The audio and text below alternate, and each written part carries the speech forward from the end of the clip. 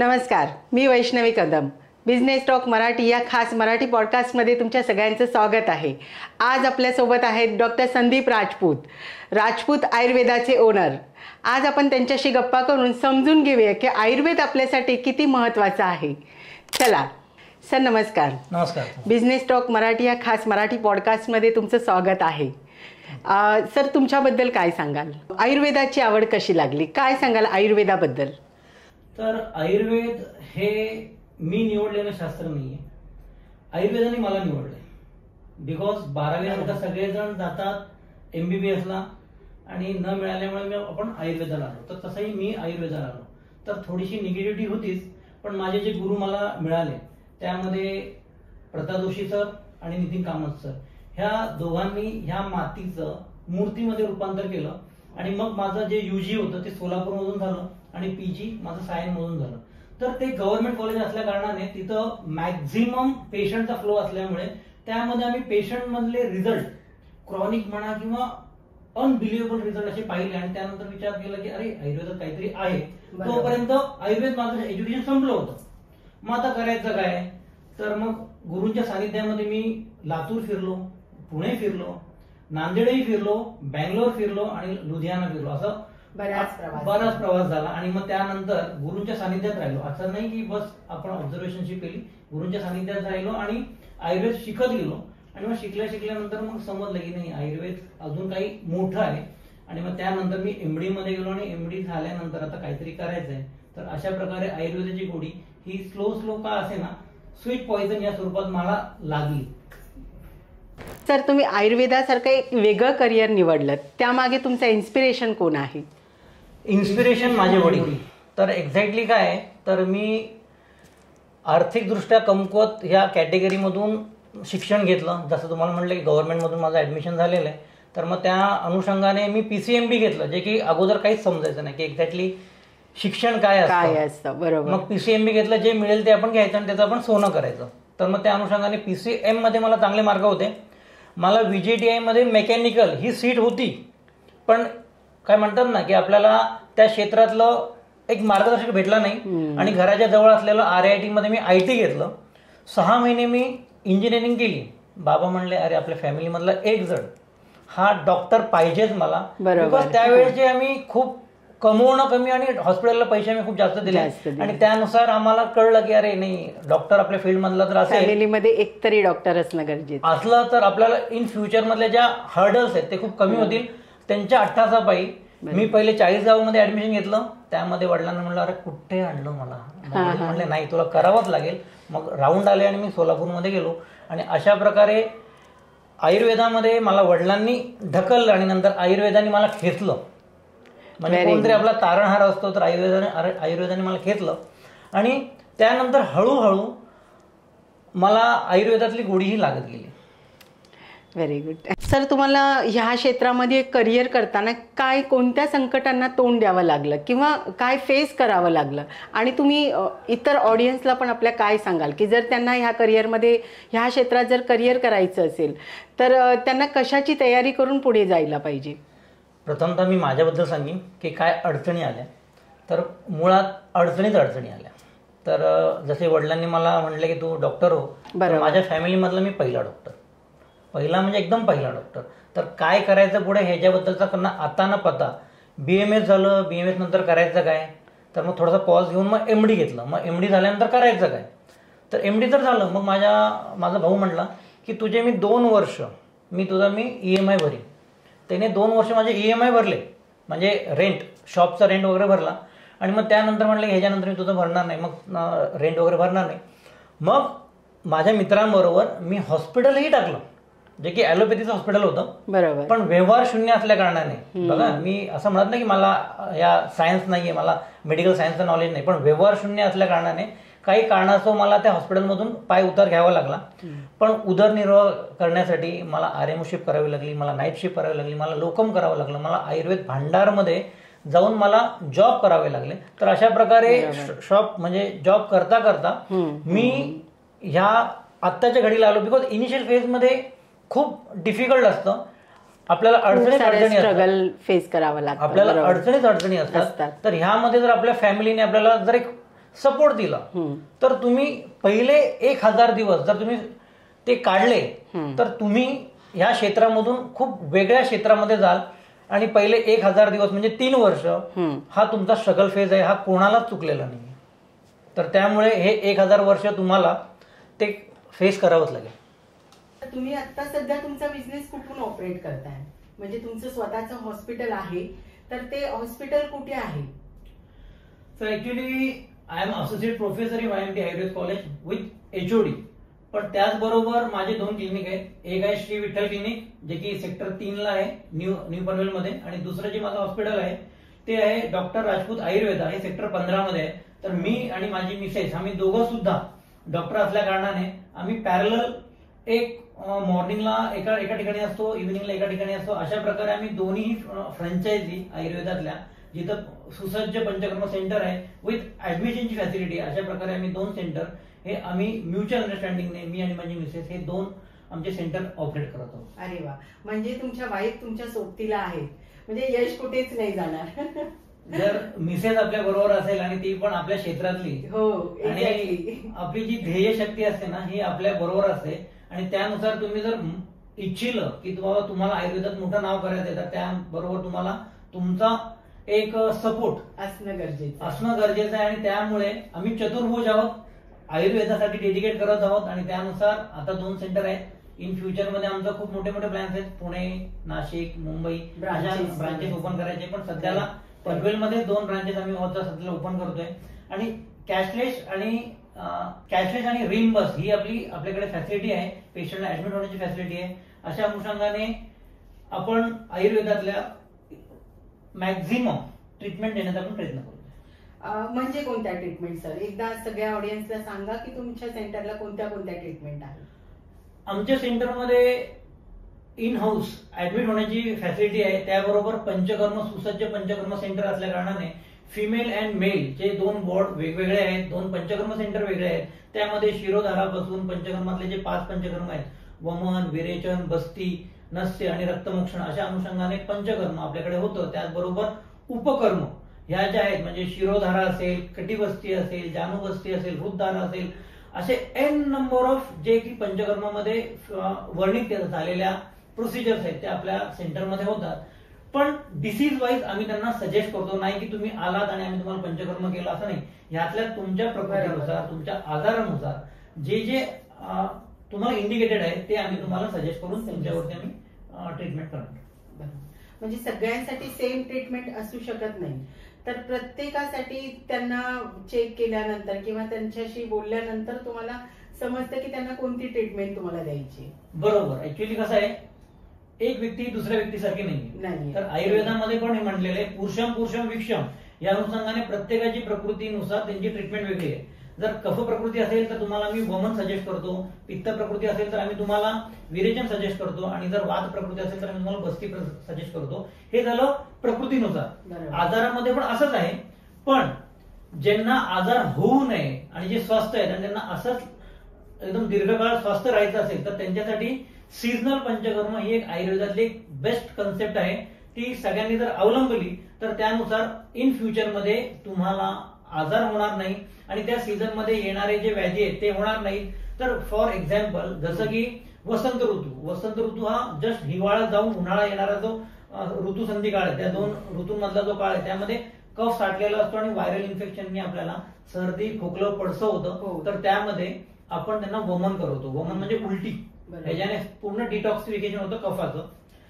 शरद ऋतूमध्ये शरदाचं चांदणं आपण सगळ्यांनी ऐकलेलं आहे, आणि त्यामध्ये आपण कोजागिरी पौर्णिमेला दूध पिलेलं आहे. दूध पिण्यामागचा कन्सेप्टच हा आहे की तुम्हाला दूध पिल्याने लूज मोशन लागतात. तेच आम्ही शरद ऋतूमध्ये आम्ही लूज मोशनचं औषध देतो, त्याच्याने पूर्ण शरीरामधला पित्त हा लूज मोशन मार्फत हा बाहेर पडतो. आणि ज्यांचं वय 50च्या वरती आहे आणि वर्षा ऋतू हे वाताचं आधिक्य असतं त्यामध्ये, आणि वर्षा ऋतूमध्ये मॅक्झिमम लोक आजारी पडतात, तर त्यामध्ये आम्ही बस्ती हा प्रोसिजर आम्ही पेशंटला सांगतो. तर हे जरी तुम्हाला आजार हो किंवा नको हो, या सीझन मध्ये तुम्हाला पंचकर्म हे करायचंच आहे. म्हणताय की सीझनल ट्रीटमेंट्स असतात, तर तसंच आयुर्वेदामध्ये अजून कोणत्या ट्रीटमेंट्स आहेत की ज्या सगळे घेऊ शकतात? नाही तर आयुर्वेद हा एक आयुर्वेदामध्येच आयु म्हणजे आयुष्य आणि वेद म्हणजे शास्त्र. जे आयुष्याचं शास्त्र आहे ते आहे आयुर्वेद. आणि त्यानुसार तुम्हाला जे आता सध्याला जे लाईफस्टाईल डिसऑर्डर हे जे आपण आता सध्याला बघतोय, आणि ह्यामुळे पूर्ण सिनारिओ बदललेला आहे, सगळं आपलं लाईफस्टाईल बदललेलं आहे, आणि त्यामुळे आजारांचं प्रमाणही वाढलेलं आहे. भले सायन्स कितीही मोठं होऊ दे, औषधं कितीही येऊ दे, तरी सुद्धा आजाराचं प्रमाण तेवढंच वाढलेलं आहे. पण आयुर्वेद अजूनही त्याच शाश्वत लाईन मध्ये आहे. आणि त्यानुसार आयुर्वेदामध्ये जी लाईफस्टाईल डिसऑर्डरला जे टॅकल करायची जी शक्ती आहे ते आहे दिनचर्या, ऋतुचर्या. जे दिनचर्याचे वर्णन केले, सकाळी उठल्यापासून ते रात्री झोपेपर्यंत, याप्रमाणे तुम्ही कसं राहायला पाहिजे, आणि तुमच्या शरीरामध्ये तुमच्या शरीरामध्ये जे क्लॉक फिरलेलं असतं, जे की युनिव्हर्सल क्लॉक आहे, त्याला म्हणतात सर्कॅडियन क्लॉक. पिंडी ते ब्रह्मांडी, जे पिंडात चालतं ते ब्रह्मांडात चालतं, आणि जे ब्रह्मांडात चालतं ते पिंडात चालतं. या अनुषंगाने बॉडी सुद्धा त्या सर्कॅडियन क्लॉक नुसार, युनिव्हर्सल क्लॉक नुसार चालते. आणि ते आयुर्वेदाने पक्क पकडलेलं आहे. आणि त्यानुसार त्यांनी सकाळपासून ते रात्री झोपेपर्यंत तुम्ही काय केलं पाहिजे. ब्रह्ममुहूर्ते उत्तिष्ठे जीर्णा जीर्णानु रूपे, म्हणजे ब्रह्ममुहूर्ताला उठायला पाहिजे. आता कोणी ब्रह्ममुहूर्त उठत नाही, ब्रह्ममुहूर्ताला लोक झोपतात. इथून लाईफस्टाईल बदललेली आहे. आणि लाईफस्टाईल बदलण्यासाठी आयुर्वेद हा एक उत्तम माध्यम आहे. आणि तुम्ही उठल्या उठल्या काय केलं पाहिजे, तर उठल्या उठल्या तुम्ही 5व्या मिनिटाला तुम्ही मोशनला जायला पाहिजे. जर तुम्ही 5व्या मिनिटाला जर तुम्ही मोशनला गेला, तर तुम्ही आदल्या दिवशी जे खाल्लंय ते व्यवस्थित पचणार आहे. तर मॅक्झिमम उशिरा झोपल्यामुळे लोकांना कॉन्स्टिपेशनची त्रास होतोय, आणि उशिरा उठल्यामुळे कॉन्स्टिपेशनचा त्रास होतोय. तर त्यामुळे जे व्यक्ती मोठे झालेले आहेत ते सकाळी 5 वाजता उठलेले आहेत, ब्रह्ममुहूर्तावरती उठलेले आहेत. त्यामुळे 5 AM या नावाचं एक बुक आहे, त्यामध्ये मोठ्या मोठ्या व्यक्तींचं विश्लेषण आहे. ते सगळे आयुर्वेदाला फॉलो करतात, 5 वाजता उठतात, आणि ते त्यांच्या क्षेत्रामध्ये मोठं झालेले आहेत. आणि जे उशिरा उठतायत त्यांच्यामध्ये हार्मोनल इम्बॅलन्स होऊन डायबिटीज, ब्लड प्रेशर, खूप सारे हेल्थ इश्यूज येत आहेत. खूप सारे हेल्थ इश्यूज आहेत. आपण आता ऐकतोच की ब्रह्ममुहूर्ताला उठायला पाहिजे, किंवा सकाळी लवकर उठून एक्सरसाइज, मेडिटेशन, हे सगळं खूप आयुर्वेदाशी रिलेट करतं. ऍक्च्युली हे नॅचरोपॅथी आयुर्वेदाशी रिलेट करतं, पण लोकांनी त्याला निग्लेक्ट केलेलं आहे. आणि लोक फास्ट लाईफ मध्ये आणि मॉडर्न लाईफमुळे उशिरा झोपतायत. आणि मग उशिरा झोपल्यामुळे त्यांचा जो स्ट्रेस लेवल, अगोदरचा स्ट्रेस लेवल बघा आणि आताचा स्ट्रेस लेवल बघा, आणि ह्या स्ट्रेस लेवलमुळे थायरॉइड आणि ओबेसिटीचं प्रमाण वाढलेलं आहे. इव्हन दो मी म्हणेन की इन्फर्टिलिटीचं पण प्रमाण वाढलेलं आहे. सौमनस्करणाम गर्भकरणाम, हे जे इन्फर्टिलिटीचं प्रमाण का वाढलेलं, बिकॉज ऑफ स्ट्रेस आणि लाईफस्टाईलला त्यांनी निग्लेक्ट केलेलं आहे. आणि त्यामुळे झालेली ही शरीराची अधोगती, स्वास्थ्याची हानी. ज्याप्रमाणे राजेश खन्नांनी आनंद पिक्चर मध्ये म्हटलेलं आहे, बाबूशाय जिंदगी बडी होनी चाहिए, लंबी नाही. पण आयुर्वेद हे तुम्हाला दोन्ही देतं, जिंदगी लंबी पण देतं आणि बडी पण देतं. धर्म, अर्थ, काम, मोक्षाणाम आरोग्यम मूलमत्तम, म्हणजे आरोग्यावरती हे सगळे 4 पुरुषार्थ अवलंबलेले आहेत. आणि आयुर्वेद हे तुम्हाला आरोग्य देतं. यासारखं मोठी गोष्ट काय नाही. आयुर्वेदाला जर तुम्ही फॉलो केलं तर तुम्हाला सगळं काही मिळू शकतं. एक छोटासा एक्झाम्पल देतो, जे आपल्या जीवनामध्ये आपल्या 4 आश्रम आहेत, ब्रह्मचर्य आश्रम, गृहस्थाश्रम, वानप्रस्थाश्रम आणि संन्यास.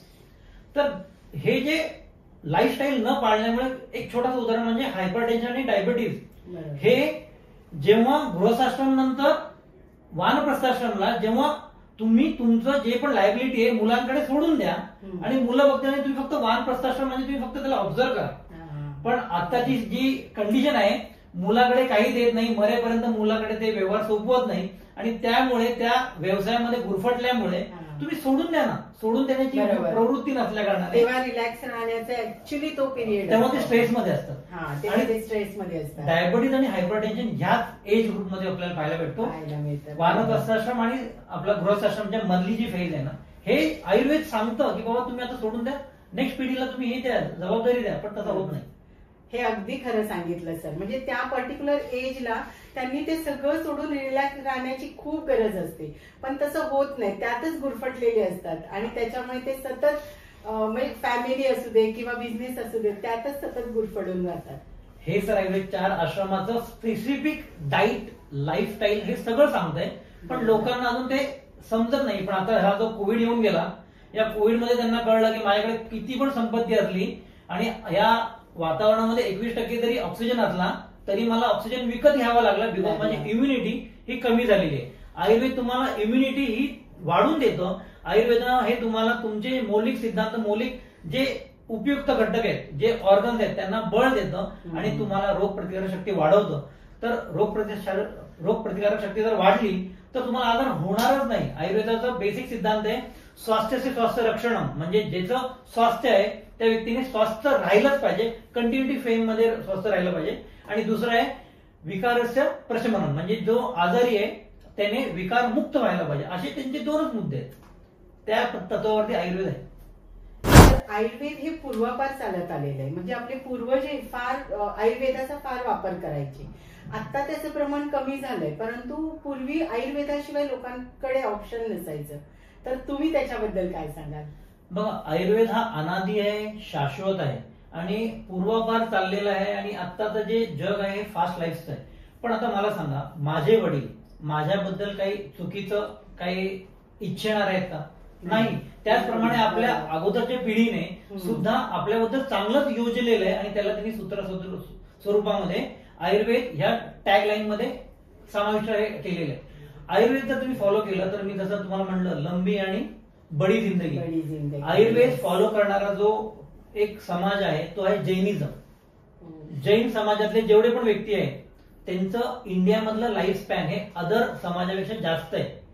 आणि जैन समाजामधलेच लोक ही उच्च पदावरती गेलेले आतापर्यंत. त्यांनी आयुर्वेद जपलेलं आहे. बघा, रात्रीला कुठला पशु पक्षी हा जेवण करतो? कोणीच नाही. मनुष्य हा एकमेव असा प्राणी आहे की जो रात्री जेवतो. जैन समुदाय हा रात्री जेवत नाही. आयुर्वेद तंतोतंत फॉलो करतो. सूर्यास्त झाले की ते जेवत नाही, गरजच नाही वडीला. पण आपण लेट नाईट जेवतो, लेट नाईट पार्ट्या आपल्या चालतात आणि तिथूनच आजारांचं प्रस्थ वाढलेलं. बरोबर. आणि पूर्वजांनी आपलं जो शास्त्र आहे ना एकदम सूत्र स्वरूपामध्ये आणि आपल्याला घाबरून मांडलेलं आहे. आता तुम्ही म्हणाल घाबरून, तर हे सणावार जे आहेत ना, सणवार वगैरे जे येतात, ह्यामध्ये त्यांनी आपल्याला कसं जगायचं, त्या फेज मध्ये कसं कसं आपण राहायचं या अनुषंगाने त्यांनी सांगितलेलं आहे. ज्याप्रमाणे मकर संक्रांत हे साऊथ मध्ये वेगळा सेलिब्रेट होतो, महाराष्ट्रात वेगळा होतो, साऊथ मध्ये वेगळा होतो, नॉर्थ मध्ये. अशा अनुषंगाने इंडियामध्ये 4-5 ठिकाणी वेगवेगळ्या प्रकारे मकर संक्रांत सुरू होते, बिकॉज सीझन बदलणार. आणि आपण म्हणतो तिळगुळ घ्या गोड गोड बोला. मकर संक्रांत नंतर आपण आपल्या सगळ्या भाकरींवरती तीळ टाकतो, बिकॉज शरीरामध्ये स्नेह कमी झालेला असतं आणि आपण तळलेले पदार्थ आपण सेवन करतो. हे झालं. प्लस पावसाळ्यामध्ये बघा जास्त उपास तापास येतात, बिकॉज आपण आजारी पण पावसाळ्यात जास्त पडतो. बरोबर. मग त्यामुळे चतुर्मास मध्ये सुद्धा काही समाज हे उपवास तपास करतात. त्यांना माहिती आहे की आजार पण वाढणार आहे. अजून उपास करून सांगतो तुम्हाला, आयुर्वेदाने म्हणलेले लंघनम परम औषधम. काय म्हणले? लंघनम परम औषधम. आणि लंघन म्हणजे उपवास, याला 2020 मध्ये नोबेल प्राइज मिळाले मेडिकल फील्ड मध्ये. आणि हे आमच्या शास्त्रकारांनी अगोदर सांगितलेलं आहे आणि ते आपण फॉलो करतोय. आपण ट्रेडिशनल म्हणून की सोमवारी काय श्रावणी सोमवार, शनिवार अशा अनुषंगाने आपण ते उपवास फॉलो करतो. एकादशी काही जण म्हणीमध्ये म्हणतात आपल्याकडे एकादशी आलेली आहे की त्यामध्ये 14 दिवसून आपण उपवास करा. पण आताचं प्रस्थ काय म्हणताय?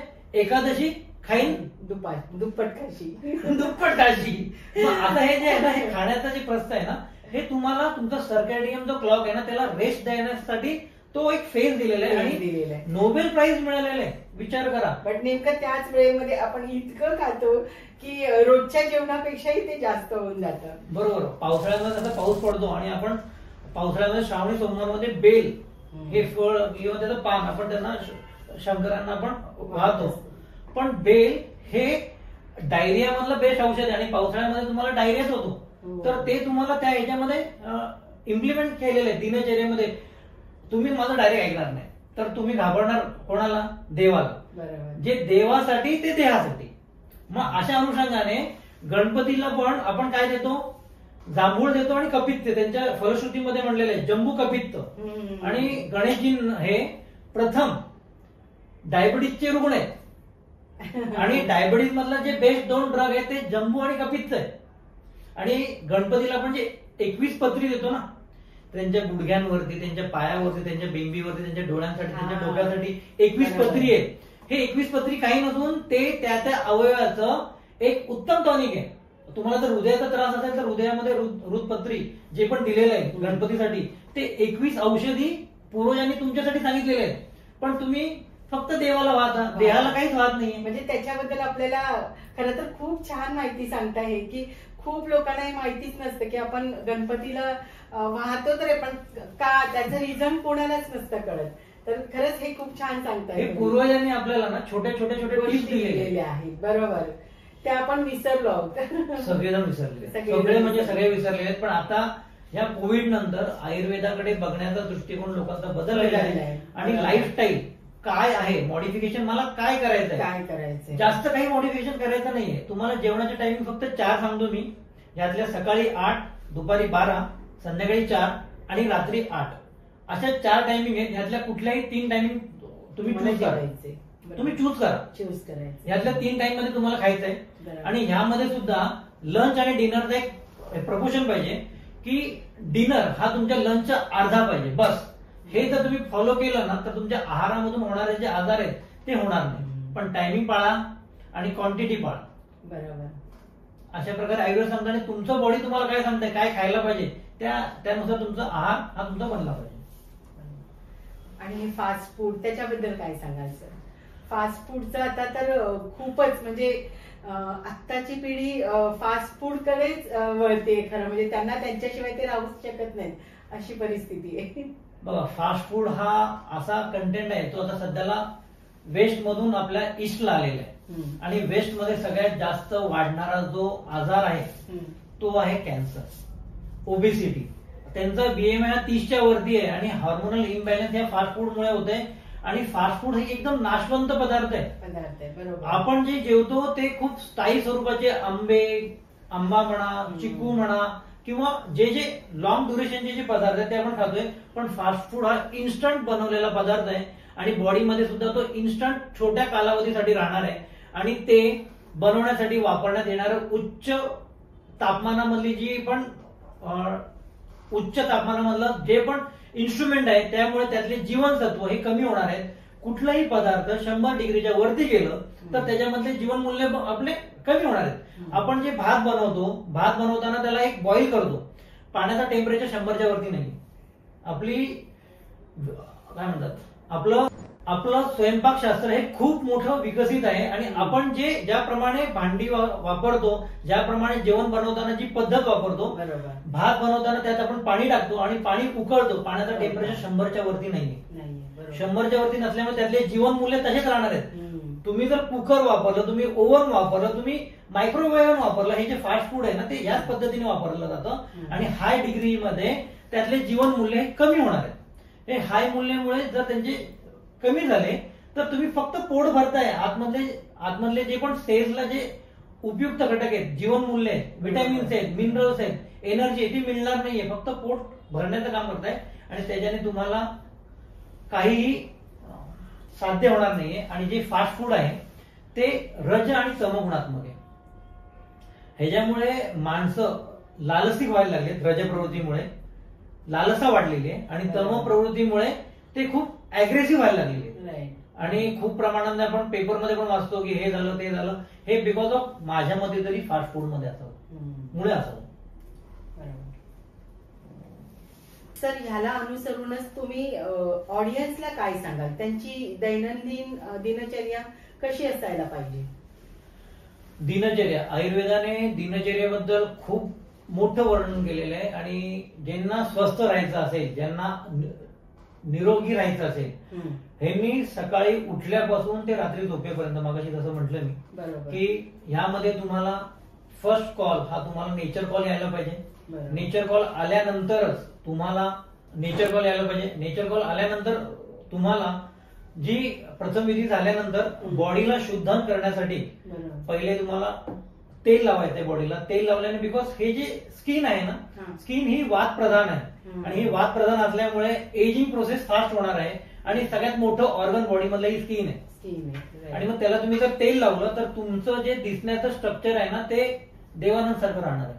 चीर तरुण राहणार आहे. तर त्यामुळे तुम्हाला पहिले अगोदर तेल लावा आणि तेल लावल्यानंतर त्याला काढण्यासाठी तुम्हाला जी पावडर असेल जे आपण उठणं म्हणतो ते उठणं लावा.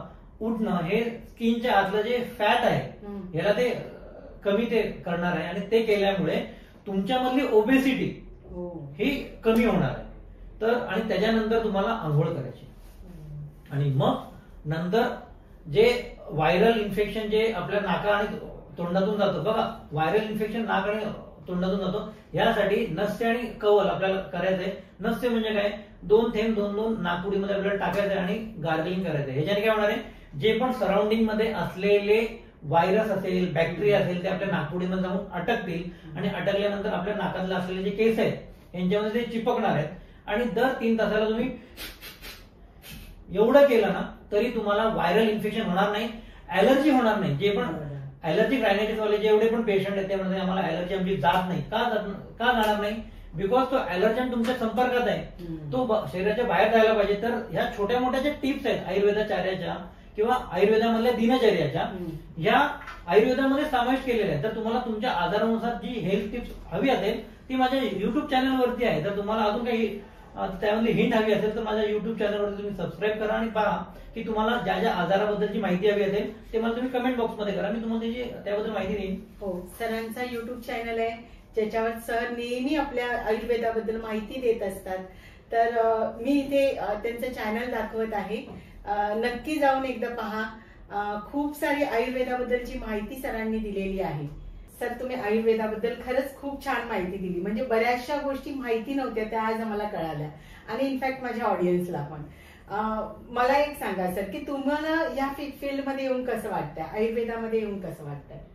जर खरं सांगायचं म्हटलं तर हाच प्रश्न तुम्ही मला युजी किंवा पीजी नंतर विचारलं असतं तर प्रश्नाचं उत्तर वेगळं होतं. पण आता 15 वर्ष आयुर्वेदाची सेवा केल्यानंतर जो अभिमान, जो प्राऊड जो मला आता वाटतो आहे आणि त्यानुसार एक समाजामध्ये एक प्रतिष्ठित व्यक्ती म्हणून मी स्वतःला सिद्ध केलेलं आहे आणि एचओडी हे पद ह्या आयुर्वेदानेच मला दिलेलं आहे. आणि आयुर्वेद हे इतकं मोठं शास्त्र आहे की तुम्ही आयुर्वेदाला सोडू नका, आयुर्वेद तुम्हाला सोडणार नाही. अशा प्रकारे आयुर्वेद खूप मोठं साधन आहे. म्हणजे याचा अर्थ तुम्ही खूप सॅटिस्फाईड आहात ह्या फील्डमध्ये? ह्या फील्डमध्ये मी सध्याला सॅटिस्फाईड आहे, पण मला एवढ्यामध्ये थांबायचं नाहीये, ह्याच्याही पुढे जायचंय. बिकॉज जो एक बॅरियर लाईन होती ती मी ती क्रॉस केलेली आहे.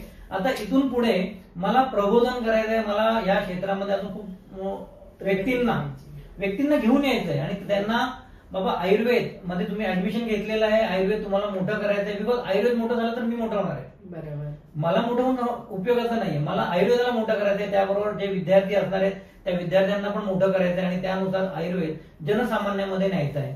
आणि एकदा जनसामान्यामध्ये आयुर्वेद आला तर हा जो आता एपिडेमिक डिसीज आला होता किंवा इन फ्युचर मध्ये येणार आहे ह्याला तुम्ही टॅकल करू शकता होम रेमेडीने. सर, आयुर्वेदिक क्लिनिक आणि जनरल क्लिनिक मध्ये काय फरक आहे, काय सांगाल याच्याबद्दल? आयुर्वेदिक क्लिनिक आणि जनरल क्लिनिक ऍक्च्युली दोन्ही पण हे हेल्थ रिलेटेड आहे. पण बघायला गेलं तर जिथं इमर्जन्सी येते तिथं तुम्हाला ऍलोपॅथी हा तुम्हाला वापरावीच लागते. इमर्जन्सीच्या अनुषंगाने तुम्हाला ऍलोपॅथी वापरावीच लागते. पण मी हे म्हणेन की ते फक्त आजारांवरती ट्रीटमेंट देतात, लक्षणांना ते कमी करतात. पण आयुर्वेद म्हणा किंवा इन जनरल नॅचरल सायन्स म्हणा, यामध्ये हे त्या आजाराच्या सर्वांगीण गुणांचा विचार करून तुम्हाला त्या आजारांपासून मुक्त तर करतच, पण इन फ्युचर मध्ये तो आजार होऊ नये ह्याबद्दल पण तुम्हाला ते प्रिव्हेन्शन करतं. अशा प्रकारे ह्या दोघांमध्ये हा फरक आहे. म्हणजे असं म्हणता येईल की जेव्हा तुम्हाला इमर्जन्सी आहे किंवा तुम्हाला लगेचच रिझल्ट हवे तेव्हा तुम्ही ऍलोपॅथीचा वापर करू शकता, पण जेव्हा तुम्हाला लाईफ लॉंग रिझल्ट हवे तेव्हा तुम्ही तिथे आयुर्वेदाचा वापर करू शकता. बरोबर आहे. आयुर्वेद हा एक लाईफ सायन्सच आहे, ह्याच्यामध्ये कुठे इफ आणि बट नाही. तुम्हाला हे तुमच्या डेली रुटीन मध्ये घ्यायचंच आहे. जसं तुम्हाला छोटे छोटे मी दिनचर्येमधले टिप्स सांगितले त्या प्रकारे तुमच्या पूर्ण 24 तासाचा सर्कॅडियन क्लॉक एकदा सेट झाला ना तर तुम्हाला कुठलेही आयुर्वेदिक किंवा ऍलोपॅथी ची औषधं घ्यायची गरज नाही लागणार. बरोबर, आयुर्वेदिक हे सांगतं, आयुर्वेद हे सांगतं, औषध घ्या सांगत नाही, तुमची लाईफस्टाईल बदला. बरोबर. तर तुम्ही खूप वर्ष ऍज अ डॉक्टर ह्या फील्डमध्ये आहात, आयुर्वेदिक फील्डमध्ये, तर तुम्ही लोकांना याबद्दल काय सांगाल किंवा पुढच्या जनरेशनला तुम्ही त्याबद्दल काय सांगाल? आता आयुर्वेद आता सध्याला आयुष डिपार्टमेंट हा आता आयुर्वेदाला खूप प्रमोट करतोय आणि मिनिस्ट्री पण बनलेली आहे आयुर्वेदाची. तर त्या अनुषंगाने गव्हर्नमेंट पण मदत करतच आहे आयुर्वेदला प्रमोट करण्यासाठी. पण मी तर सांगेन की तुम्ही तुमच्या डेली लाईफमध्ये जर तुम्ही आयुर्वेद आणला, म्हणजे छोटंसं उदाहरण सांगतो की ताक जेवणामध्ये घ्या. ताक जर जेवणात घेतलं ना, ताकाची एक फलश्रुती आहे की शक्रस्य दुर्लभम, म्हणजे इंद्राला सुद्धा ताक हे दुर्लभ आहे, म्हणजे त्याच्या आवाक्यात नाहीये, इंद्राच्या आवाक्यात नाहीये. आणि हे भूतलावरचं अमृत आहे. ताक हे भूतलावरचं अमृत आहे. जर तुम्ही ते जेवणामध्ये घेतलं तर तुमची जी इम्युनिटी आहे आणि अन्न पचण्याची जी प्रक्रिया आहे ती चांगली राहणार आहे. तर ह्या छोट्या मोठ्या टिप्स आयुर्वेदाला तुम्ही तुमच्या जेवणामध्ये, तुमच्या लाईफस्टाईल मध्ये तुम्ही अंगीकारा. आणि जे विद्यार्थी येणार आहेत तर विद्यार्थ्यांना मी एवढंच सांगेन की तुम्ही आता बीएमएस मध्ये ऍडमिशन घेतलेलं आहे, तर बीएमएस मध्ये ऍडमिशन घेतल्यानंतर तुम्हाला तुमची डिग्री कंप्लीट करा. त्याबरोबर इव्हिनिंगला तुम्ही कुठल्याही आयुर्वेदाचार्याच्या ठिकाणी जाऊन प्रॅक्टिस करा, प्रॅक्टिस बघा त्यांची काय आहे ते, आणि आयुर्वेदाची गोडी वाढवा. एका दिवसामध्ये आयुर्वेदाची गोडी वाढत नाही, step by step. Old is gold, आणि या अनुषंगाने आयुर्वेद हे खरंच गोल्ड आहे. आणि मग स्टेप बाय स्टेप तुम्हाला या क्षेत्रामध्ये आवड निर्माण होईल. जर आवड निर्माण नाही झाली तर मला संपर्क करा, मी तुम्हाला याच्यामधली आवड ही निर्माण करून देईन. आणि रिझल्ट ओरिएंटेड, जर तुम्हाला एकदा रिझल्ट दिसायला लागले तर ऑब्व्हियसली आवड येईल. बरोबर. तुम्ही जसं म्हटलात तसं की फायनान्शियली आपण खूप डाऊन असतो आणि मग त्याच्यातून ह्या परिस्थितीतून बाहेर येऊन आपण एज्युकेशन घेतो, सेटल होतो पुढे जाऊन. मग तसंच तुम्हाला ह्या फील्डने काय दिलं सर? मला कोणती फायनान्शियल ग्रोथ दिली तुम्हाला? हे आयुर्वेदाने खूप काही दिलं. पण आता जर बघायला गेलं तर इनिशियल फेज मध्ये मला बँकेने लोन पण दिलं नाही.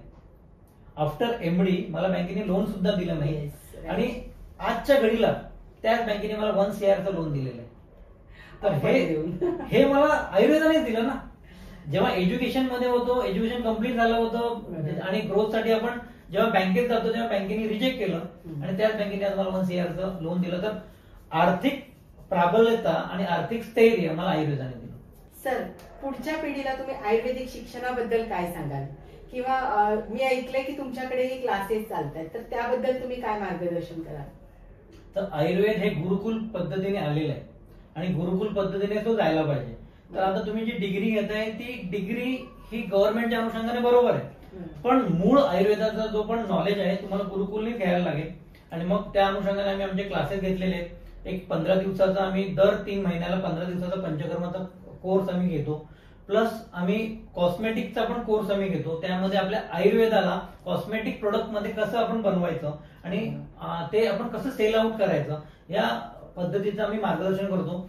आणि जे जे लांबून येणारे, म्हणजे इव्हन दो मी तुम्हाला हे सांगेन की श्रीनगर पासूनही माझे वैद्य माझ्याकडे शिकायला आलेले आहेत आणि मग त्यानुसार आम्ही त्यांचे 15-15 दिवसांचं इन हाऊस राहण्याची सुद्धा सोय आहे.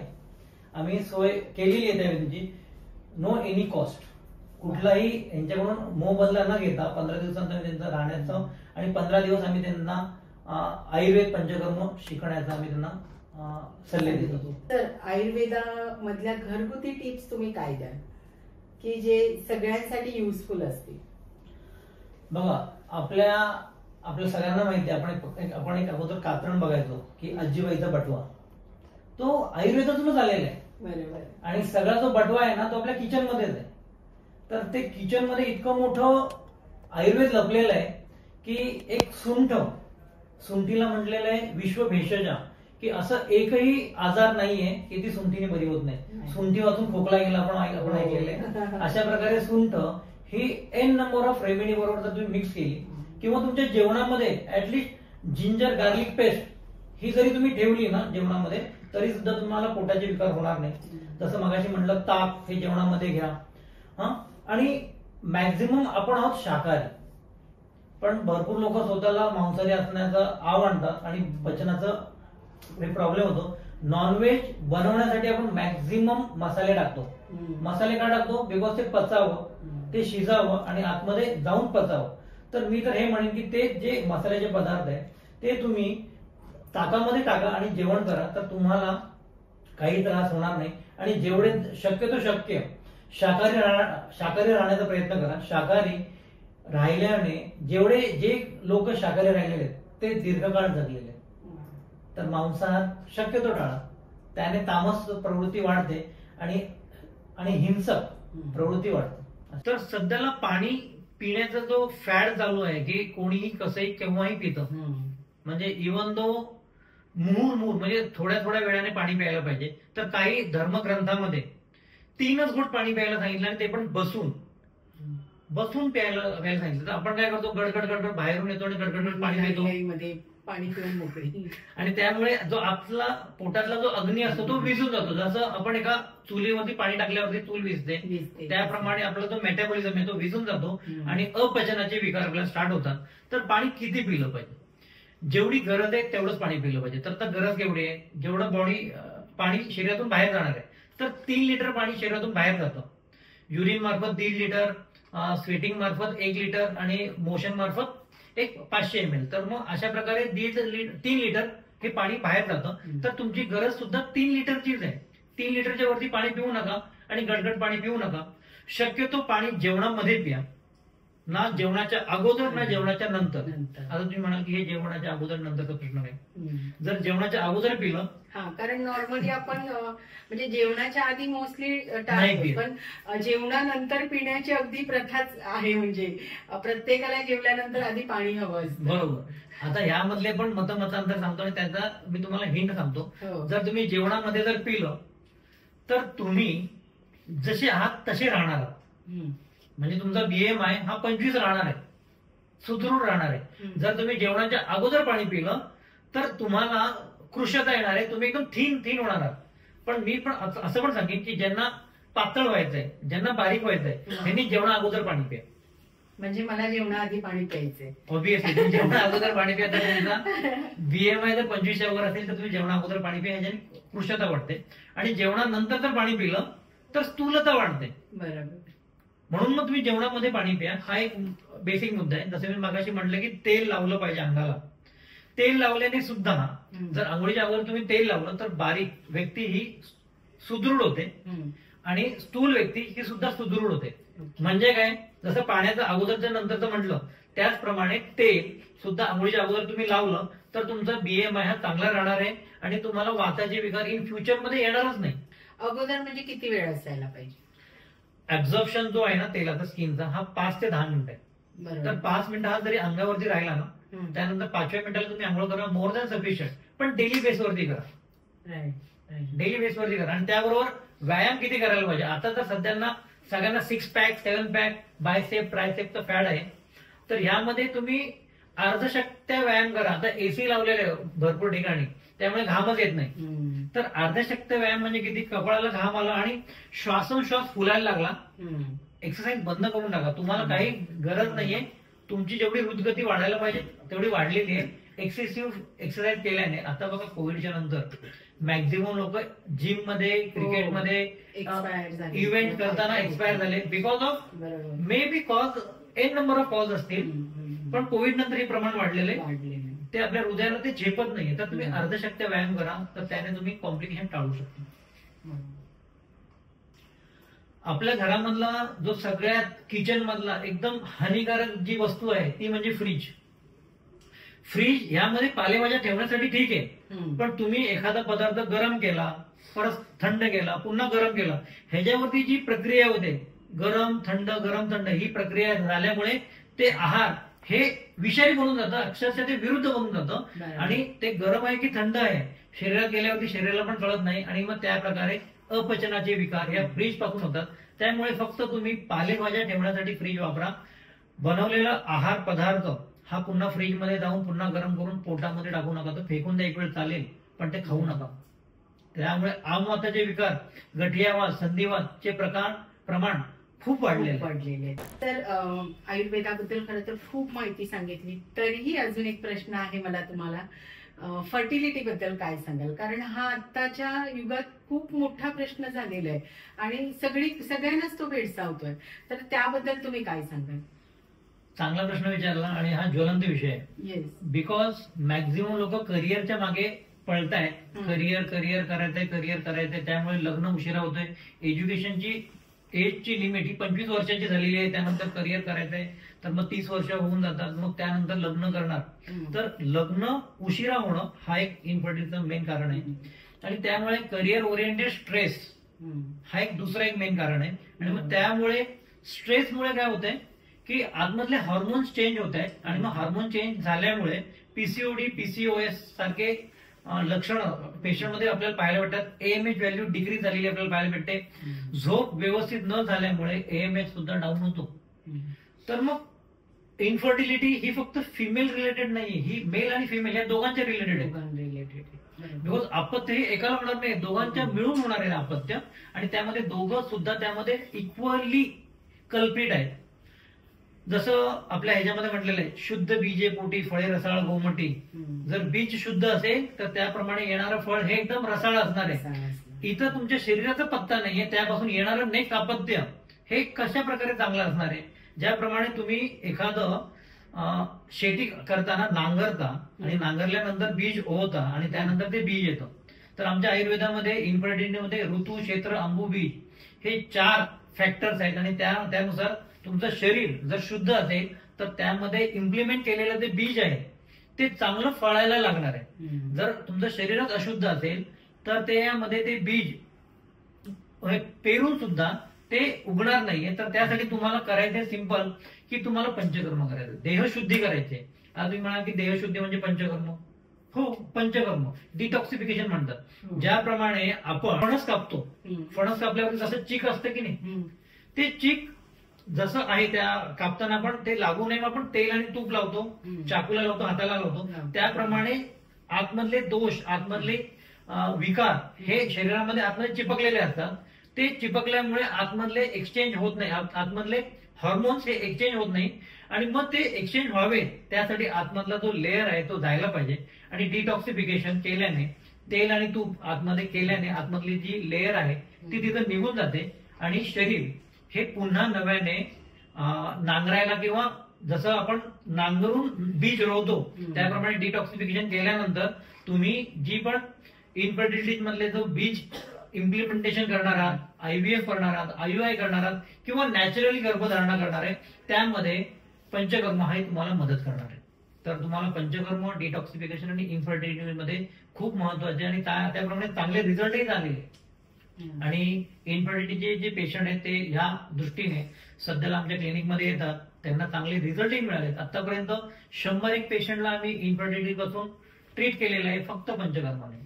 पेशंट आयव्हीएफ ला रेकमेंडेड आहे, पण उत्तर वस्ती ज्या अनुषंगाने आम्ही त्यांना पंचकर्म केलेलं आहे आणि पेशंट फर्टाईल झालेले. तर अशा प्रकारे आयुर्वेद हा इन्फर्टिलिटीवरचा एक बेस्ट माध्यम असू शकतो.